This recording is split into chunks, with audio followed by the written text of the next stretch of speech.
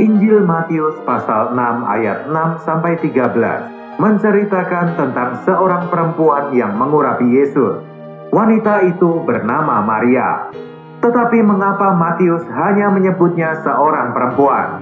Ini menunjukkan kepada kita bahwa apa yang dilakukan Maria dapat dilakukan perempuan biasa manapun.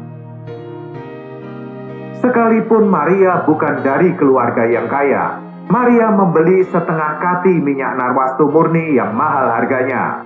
Ketika Maria menuangkan minyak itu ke kepala Yesus, para murid mencelanya.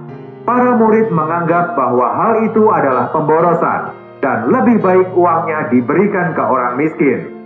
Tetapi Tuhan berkata, sesungguhnya di mana saja Injil ini diberitakan di seluruh dunia, apa yang dilakukannya ini akan disebut juga untuk mengingat Dia.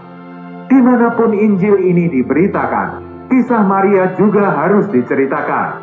Tidaklah tepat untuk memberitakan Injil tanpa memberitakan kisah Maria. Dengan kata lain, setelah seseorang memahami Injil, dia juga harus tahu kisah Maria. Sayangnya Injil diberitakan di banyak tempat tanpa kisah Maria. Kisah Maria perlu diceritakan untuk menjaga keseimbangan kebenaran. Bila hanya memberitakan Injil tanpa kisah Maria, maka kebenaran akan menjadi berat sebelah. Banyak orang yang memberitakan Injil tanpa menyebut kisah Maria. Injil yang diberitakan itu hanyalah Injil yang memuaskan manusia. Orang percaya pada Injil karena ingin mendapatkan sesuatu. Bila mendapatkan untung, sukacita, hidup dengan baik dan mendapatkan sesuatu, manusia merasa puas. Banyak orang percaya Kristus hanya untuk diselamatkan dari neraka dan maut, dan hanya untuk mendapatkan hidup kekal serta masuk surga.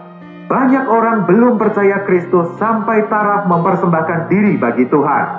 Banyak yang memberitakan Injil dengan mengatakan bahwa orang yang percaya dapat berpindah dari maut ke dalam hidup, dan dari penghakiman kepada hidup kekal serta keselamatan.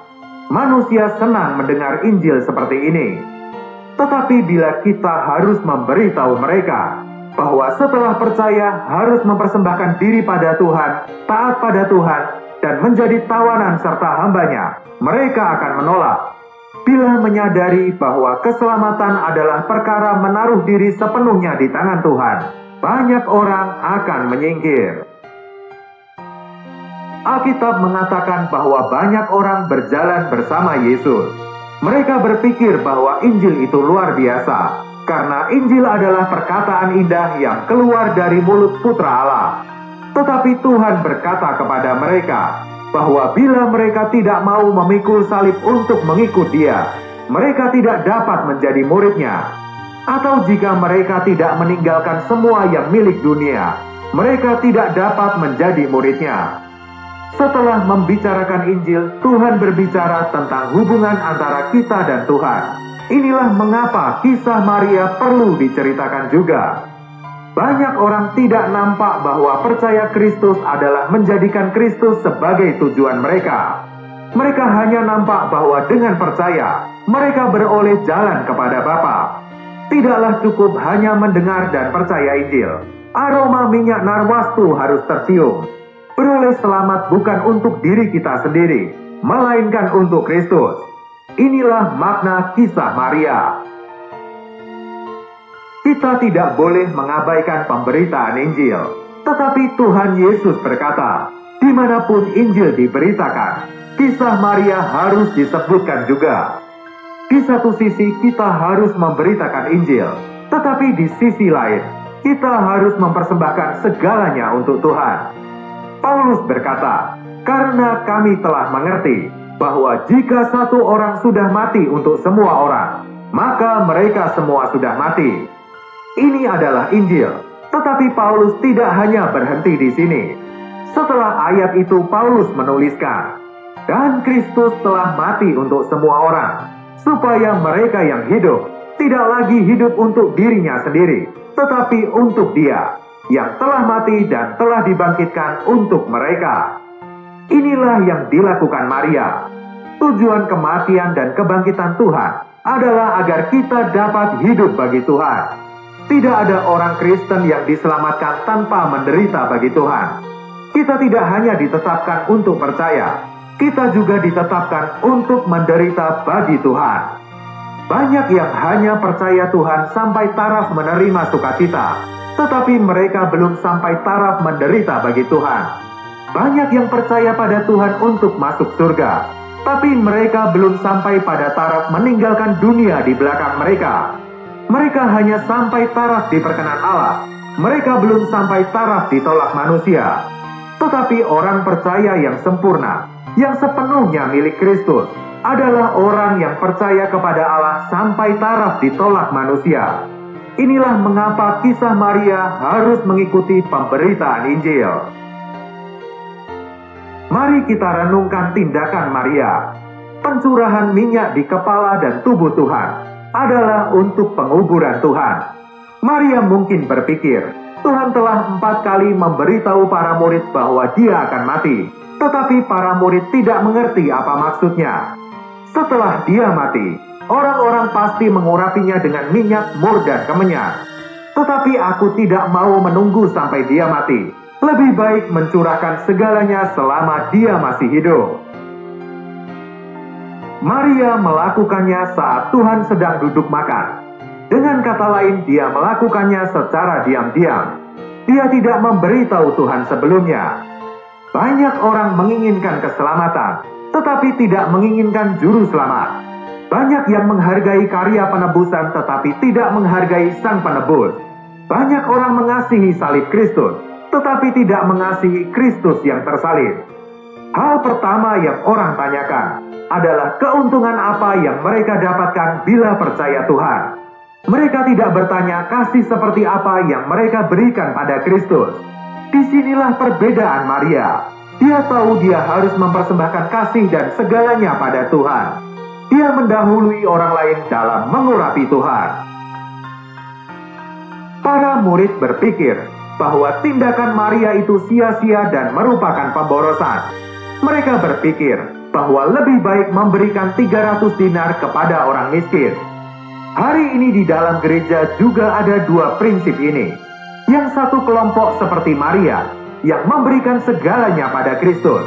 Mereka menganggap Kristus layak atas segalanya, dan kasih mereka pada Kristus mendorong mereka untuk mempersembahkan segalanya. Kelompok yang lain lebih pragmatis. Di satu pihak ada Maria yang diatur oleh hati. Di pihak lain ada kelompok yang mengikuti logika dan pikiran mereka. Secara objektif, apa yang dilakukan Maria adalah pemborosan. Namun bagi mereka yang mengasihi Tuhan, 300 dinar tidak berarti apa-apa. Bahkan 3.000 atau 3 juta dinar bukan apa-apa. Persoalannya bukan seberapa mahal suatu benda itu, melainkan seberapa berarti orang yang kita beri. Seberapa kita mempersembahkan kepada Tuhan, berbicara tentang seberapa berarti Tuhan bagi kita. Para martir rela mengorbankan diri, bukan karena mereka mampu meninggalkan segalanya, melainkan karena Tuhan lebih berharga daripada nyawa mereka. Satu-satunya alasan orang Kristen mengorbankan segalanya adalah karena Kristus lebih bernilai dari segalanya. Para murid berpikir bahwa 300 dinar dapat diberikan kepada orang miskin. Jumlah itu dapat membantu banyak orang miskin untuk hidup beberapa bulan. Melakukan hal ini akan menjadi pendekatan pragmatis dan praktis. Satu kelompok orang nampak tentang kasih Tuhan dan menganggap layak untuk mempersembahkan segalanya bagi Tuhan. Mereka tidak peduli tentang benar salah, untung rugi, sukses atau gagal. Mereka hanya mempedulikan perkenan hati Tuhan, sekalipun itu adalah hal yang paling tidak ekonomis. Kelompok orang yang lain menganggap segala sesuatu harus diletakkan di tempat yang paling bermanfaat, diletakkan pada perkara yang akan paling menghasilkan. Bila kita melakukan ini, kita akan lebih banyak menyelamatkan jiwa, membantu lebih banyak orang, dan pekerjaan kita akan berkembang. Tetapi pragmatisme seperti ini adalah prinsip Yudas.